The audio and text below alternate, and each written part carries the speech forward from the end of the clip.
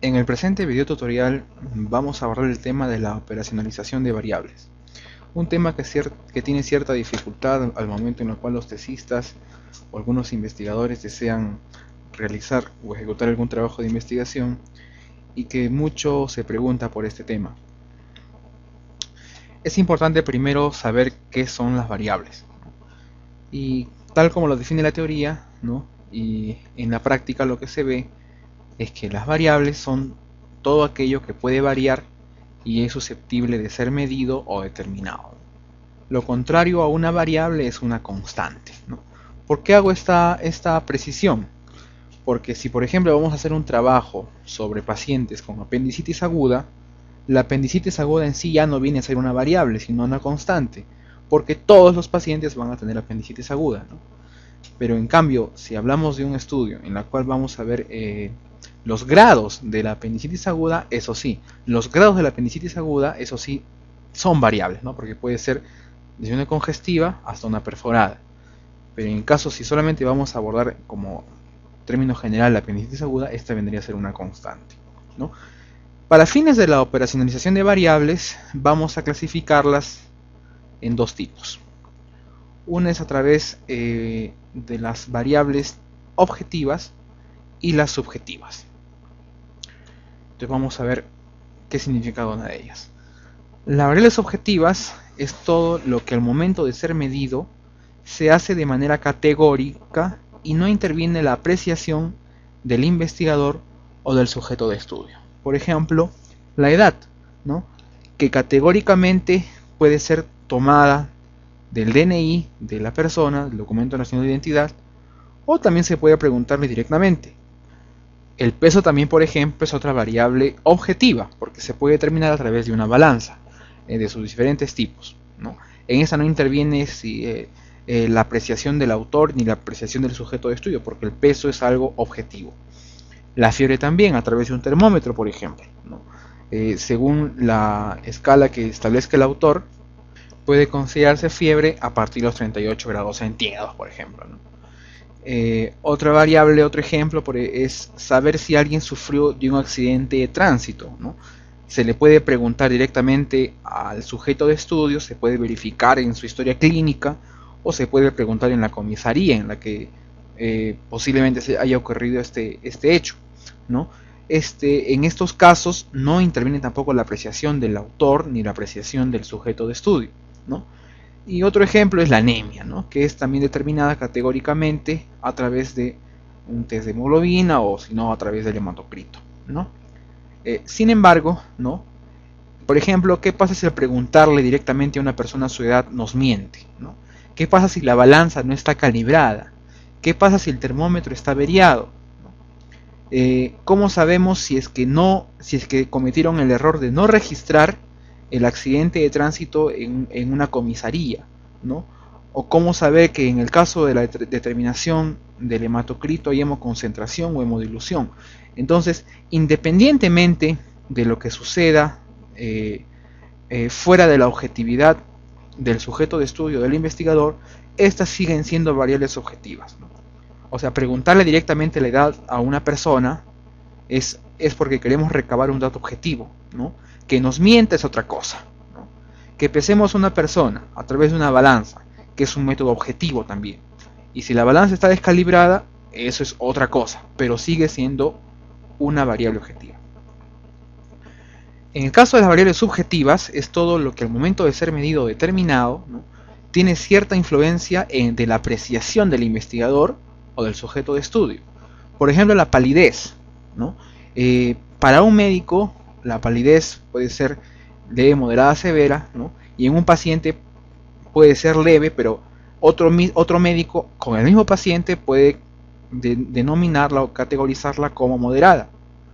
Del mismo modo la ansiedad, ¿no? Para un médico en la especialidad, por ejemplo, de psiquiatría, un paciente puede estar ansioso y para otro médico psiquiatra no lo puede estar, ¿no? Del mismo modo la depresión, ¿no? Por ejemplo, la actitud por querer trabajar en la atención primaria, ¿no? Es también algo bastante subjetivo, ¿no? Tanto para el investigador, pero más para el sujeto de estudio, ¿no? ¿Cómo sabemos cuál es la actitud de un médico, por ejemplo, por querer trabajar en atención primaria, por querer trabajar en periferia, ¿no? Es una cuestión bastante subjetiva, ¿no? No hay ningún examen de sangre, ninguna determinación objetiva que pueda definirnos si es que una persona tiene las ganas de trabajar en atención primaria, ¿no? La intención de querer hacer trabajos de investigación también es una condición subjetiva, porque depende muchas veces del estudiante, por ejemplo, el estudiante de medicina que quiere hacer trabajo de investigación, depende de la influencia que han tenido en él sus profesores y otros posibles determinantes, ¿no? O sea, sigue siendo subjetivo, ¿no? El timpanismo abdominal, por ejemplo, un hallazgo en el examen clínico, para un médico que es algo un timpanismo en moderada intensidad, para otro puede ser un hipertimpanismo, ¿no? Es bastante subjetivo, depende del médico que evalúe en este caso. Entonces, en ninguno de estos casos hay una clasificación categórica que nos pueda establecer de manera objetiva la clasificación de estas, ¿no? Como entonces no son medidas de manera objetiva, algunos autores le llaman constructos, ¿no? Es decir, las variables vendrían a ser todo lo que es objetivamente medible y las variables subjetivas vendrían a ser constructos, ¿no? De todas maneras, esta es una cuestión también algo teórica porque finalmente variable es todo lo que puede cambiar y ambas son, tanto las objetivas como las subjetivas. Entonces, independientemente si son objetivas o no, el autor o investigador es el que define cómo se va a recoger los datos, cómo se determinará y cómo se medirá, ¿no? Vamos a hacer un ejemplo, ¿no? Se va a hacer un estudio con personas sobre una determinada enfermedad que poseen, ¿no? Si trabajamos con personas, a lo mejor es indispensable saber su edad, ¿no? Y su género también. Obviamente hay muchos datos más que tenemos que saber, ¿no? Procedencia, estado civil, diversas variables más, ¿no? Para fines de este ejemplo vamos a tocar estas dos variables, edad y género. Ok, la edad. Entonces, el investigador lo que tiene que preguntarse, ¿no? Para iniciar la operacionalización de las variables es esto: ¿cómo obtendremos la edad del participante del estudio, ¿no? Entonces tenemos toda esta lista de posibilidades. Le preguntamos cuántos años de edad tiene cumplidos, ¿no? Le pedimos su DNI y apuntamos solo el año de nacimiento y le restamos al actual, ¿no? Le pedimos su DNI y apuntamos toda la fecha de nacimiento y calculamos cuántos años, meses y días tiene, ¿no? O simplemente le preguntamos su fecha de nacimiento, o lo verificamos en la historia clínica en caso de que sea un paciente hospitalizado, pedimos su DNI y vamos a la RENIEC a verificar si este dato es correcto, le preguntamos en qué establecimiento de salud nació, ya sea un hospital, centro de salud, clínica, y pedimos su historia clínica y vemos las anotaciones de la atención inmediata al recién nacido, o le preguntamos en qué distrito nació y vamos al registro civil de la municipalidad a pedir el libro de registros y verificamos los datos en que nació, o simplemente en un cuestionario le pedimos que responda qué edad tiene. Entonces, tenemos varias opciones de cómo obtener la edad, ¿no? Y acá algo importante, ¿no? Tenemos varias alternativas. Entonces, ¿cuál va a ser la escogida? Va a depender de quién, del investigador, de los recursos humanos, de los recursos financieros, del tiempo y de todo lo que el investigador posea para realizar su investigación. Vamos con el género, ¿no? ¿Cómo tendremos el género del participante del estudio? Se le observa según sus características externas y es el entrevistador quien determina esto, o se le solicita un cariotipo, ¿no? Le pedimos su DNI y apuntamos lo mencionado respecto al sexo, se le hace un examen físico o se le hace un examen de determinación del gen SRI, ¿no? Tantas opciones más que hay, o simplemente un cuestionario le pedimos que marque género, masculino, femenino. Entonces, igualito, ¿no? Al no saber cuál es la decisión, quien va a determinarla es el investigador en base a sus recursos, el tiempo y otros factores más que él tiene que determinar. Es la decisión del investigador, ¿no? Pero hay una pequeña observación, ¿no? ¿Acaso hemos definido qué es lo que queremos realmente? Respecto a la edad, ¿queremos los años cumplidos, los meses cumplidos o los días cumplidos, ¿no? ¿Cuál de las tres es la que realmente nos interesa, ¿no? ¿Esto de qué va a depender? De los objetivos del estudio, ¿no? Si solamente basta con los años cumplidos, pues solamente pidamos los años cumplidos, ¿no? Busquemos la estrategia de cómo pedir la edad exacta, ¿no? Y eso es lo que tenemos que definir bien en primer lugar, ¿no? ¿Qué es lo que queremos? Nuestra decisión tiene que estar acorde con nuestros objetivos y con nuestra realidad. Y ahora respondamos lo siguiente, ¿no? ¿Valdrá la pena brindarle todos nuestros esfuerzos para determinar la edad del sujeto de estudio con tantos recursos, ¿no? Es decir, por ejemplo, si queremos determinar si es varón o mujer, le vamos a pedir un análisis del gen SRI, por ejemplo, ¿no? Es un examen que obviamente no está tan disponible. O simplemente le preguntamos en el cuestionario marque si es varón o mujer, ¿no? Entonces, eso de quién, como lo había mencionado, va a depender del investigador, ¿no? Pero tenemos que asignarle cierta cantidad de esfuerzo metodológico para determinarlo, ¿no? Si vale la pena, realmente vale la pena tener la seguridad de la edad o tener la seguridad del género, del sexo, si vale la pena, entonces gastemos todos nuestros esfuerzos por eso, ¿no? Pero si no es tan relevante como otras variables que sí pueden ser importantes, entonces no hay que agotar muchos recursos ni esfuerzos metodológicos por ello, ¿no? Eso no quiere decir que por eso no vamos a descuidar totalmente la variable, ¿no? De todas maneras siempre tiene que haber un rigor metodológico y que de todas maneras tiene que validarse, ¿no? Ahora, no siempre es un sí o un no. Puede oscilar el grado del esfuerzo que le podamos asignar a cierta variable, ¿no? Eso ya depende también del investigador. Vamos a otro caso. Seguimos con la edad, ¿no?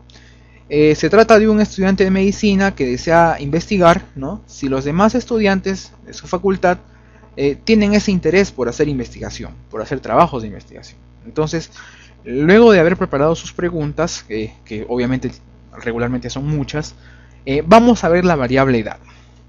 Okay. Entonces, en su mente él dice, ¿no? He decidido que mis preguntas, ¿no? Para saber si los demás estudiantes quieren investigar o su objetivo del estudio, las colocaré en un papel, ¿no? Todas sus preguntas las va a plasmar en un papel. Lo hará a mano, a computadora, ya bueno, no sé. El que va a reproducir, ¿no? Mediante fotocopias y que él mismo pagará, ¿no? Eso. De acá desprendemos que es un estudio autofinanciado, ¿no? Obviamente las fotocopias no son muy costosas, ¿no? Entonces una de las preguntas será, ¿cuántos años de edad tiene?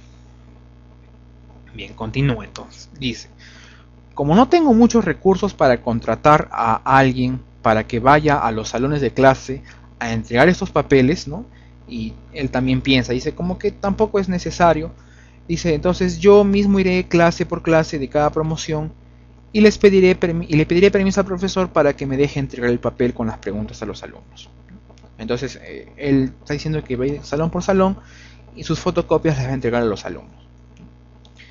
Entonces, en esta situación hemos observado dos importantes elementos de la investigación científica: el instrumento y la técnica, ¿no? Vamos a ver cómo es.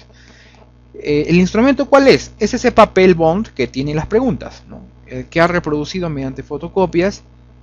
Ese es el instrumento, ¿no? Y en este caso, si tenemos un papel con preguntas, se llama cuestionario. Pero en otro ejemplo, si vamos a recoger datos de la observación de un microscopio, por ejemplo, cuántos leucocitos hay en un campo de sedimento urinario, entonces ya eso no sería un cuestionario, sería una ficha de recolección de datos, ¿no? Porque no son preguntas que le vamos a plantear al microscopio, ¿no? Eso es absurdo, ¿no? Son datos que nosotros mismos vemos o que alguien está observando en el microscopio y que apunta según lo que ve, lo que observa. Esa es una ficha de recolección de datos. En cambio, un cuestionario es un papel con preguntas para una tercera persona. ¿Y cuál es la técnica, no? El hecho de ir a clase por clase, como lo menciona él, y entregarles a los alumnos, en este caso a los sujetos de estudio, eso se llama una encuesta, ¿no? Una encuesta es en la cual una persona o un grupo de personas van a un determinado grupo focalizado de personas, un grupo generalmente reunido, y les entrega el papel, ¿no? Les entrega el papel, dice ya, responde. En cambio, Si el investigador pregunta a uno por uno en una conversación privada, ya sea en un consultorio, ya sea en las afueras de una universidad, ya sea en la plaza de armas o en cualquier lugar, eso se llama una entrevista. Entonces, estas son las dos técnicas, eso no hay que olvidarlo. Los instrumentos son por lo general dos, el cuestionario o la ficha de recolección de datos, ¿no? La técnica es la encuesta o la entrevista, ¿no? Pero por ejemplo, si vamos a hacer un estudio en el cual vamos a observar en el microscopio, no es ni una encuesta ni una entrevista, eso se llama observación directa, ¿no? Y de allí es que uno redacta en el manuscrito, en el apartado de materiales y método, qué es lo que ha decidido emplear, ¿no? Por ejemplo, ¿no? Este es un ejemplo. Se diseñó un cuestionario que incluyó preguntas relacionadas a la percepción del estudiante por su intención por desarrollar un trabajo de investigación. Luego de la validación de contenido a través de un estudio piloto con 30 estudiantes de medicina, se obtuvo la versión final del cuestionario, incluyendo 15 preguntas, ¿no? Entonces acá nos está hablando de que preparó un cuestionario. Acá nos está hablando del instrumento. Otro estudio, por ejemplo. Se diseñó una ficha de recolección de datos, ¿no? En el que se consignaron los hallazgos microscópicos del sedimento urinario, tales como el número de leucocitos, hematíes, presencia de cristales y otros informados en la tabla 1, ¿no?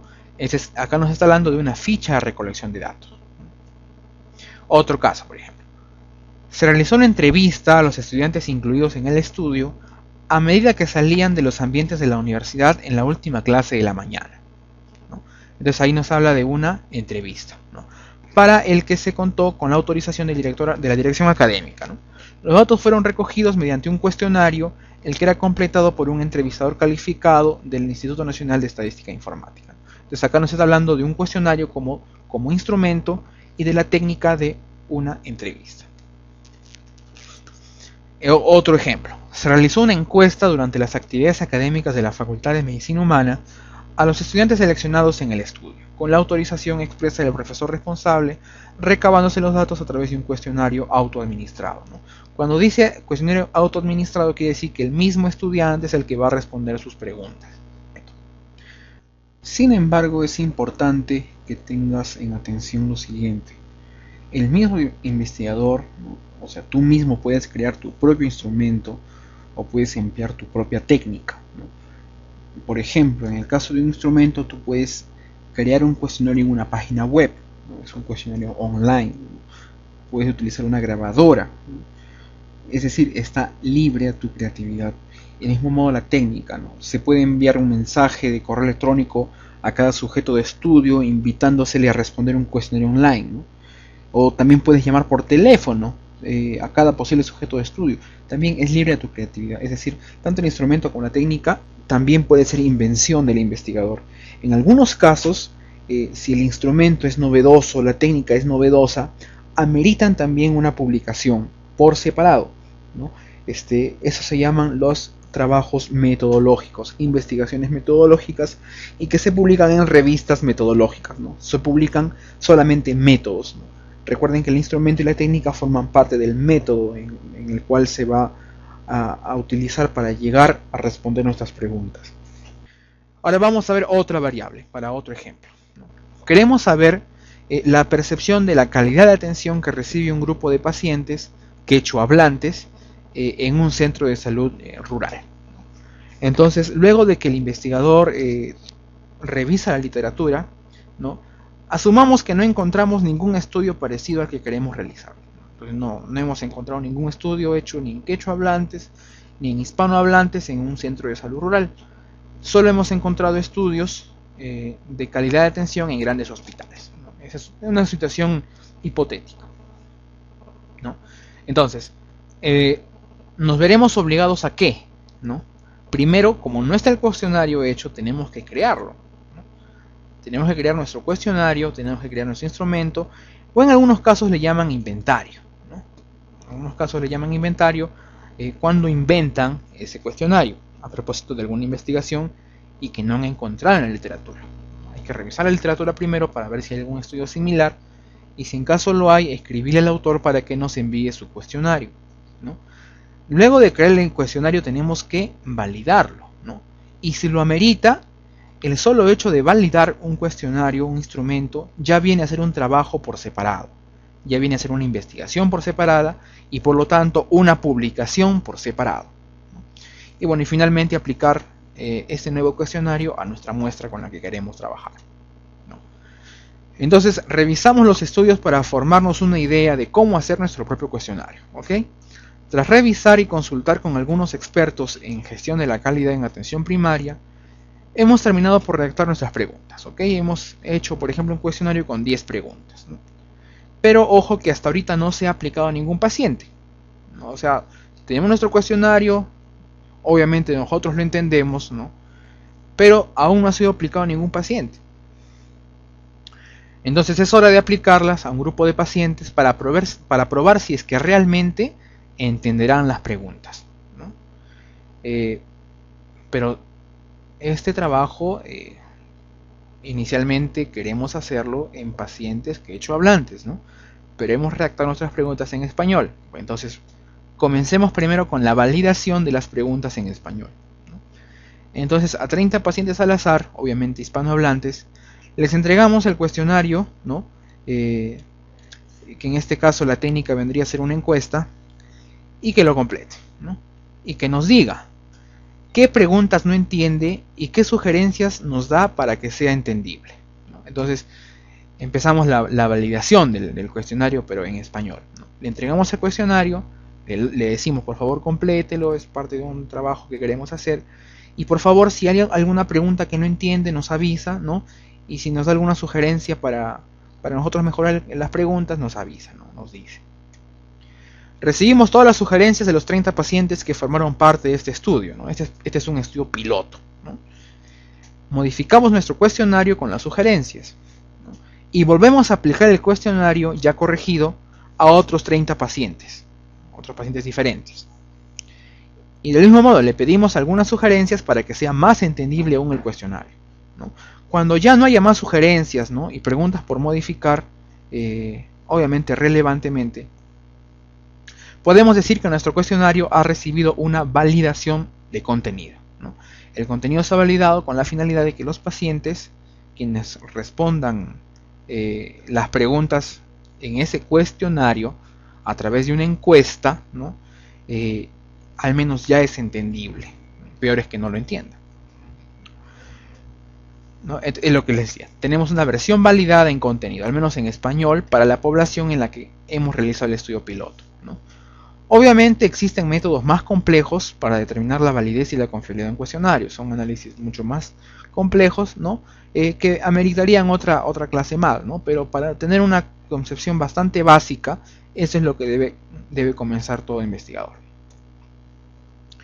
Bien, ahora habrá que traducirlo al quechua, ¿no? Ya que nuestro objetivo es una población quechua hablante. Se procede al trabajo con los traductores, ¿no? Obviamente tienen que ser de preferencia acreditados por algún instituto que enseñe el quechua como idioma, ¿no? Desconozco si en Perú lo hay o alguna universidad tiene un instituto de idiomas con quechua, pero si los hay, ¿no? Ellos son quienes de preferencia deben ser convocados para hacer la traducción, ¿no? De preferencia. Se realiza el mismo procedimiento que hicimos con la versión en español, es decir, les damos 30 pacientes quechuahablantes nuestro cuestionario para que lo respondan, ¿no? Y también les decimos lo mismo, ¿no? Si encuentras alguna pregunta que no entiendes, nos avisas para nosotros mejorarlo, ¿no? Entonces, luego de haber recabado las 30 sugerencias, si en caso lo hay, se redacta un nuevo cuestionario, ¿no? El solo hecho de tener una versión validada en quechua, ¿no? De un cuestionario para calidad en atención primaria ya amerita una publicación, ¿no? Como un estudio por separado. O sea, publicamos primero nuestra investigación en el estudio piloto de la validación del cuestionario. Obviamente para eso sí ya requiere un mayor rigor metodológico, mayor rigor estadístico, ¿no? Y aparte el estudio de la aplicación de este cuestionario en una población determinada, ¿no? Ya serían dos trabajos de investigación, perdón, dos publicaciones en un solo trabajo. Por ejemplo, ¿no? Este es un caso de una investigación original, un artículo en revista de neurología, de España, titulado Validación en una población española adulta de la Wender-Utah Rating Scale para la evaluación retrospectiva de trastorno por déficit de atención e hiperactividad en la infancia. Es decir, este es un cuestionario en inglés, ¿no? Y que lo han traducido al español y lo han aplicado en un grupo de pacientes con este déficit de atención e hiperactividad, ¿no? Entonces, la sola validación de este cuestionario al español ya amerita una publicación. Ok, entonces sigamos. Ya hemos hecho nuestro cuestionario con 10 preguntas, ¿no? Pero, ¿cómo funciona este cuestionario? El investigador le otorga la siguiente calificación, ¿no? Cada pregunta será para responder sí o no. Por ejemplo, te atendieron bien, el personal llegó puntual, se demoraron en hacerte el triaje, cosas así, ¿no? Por cada respuesta positiva era un punto, ¿no? Y por cada respuesta que no era desfavorable en cuanto a la atención, ningún punto, ¿no? Entonces el investigador, a su criterio, lo consideró así. Hizo la siguiente escala.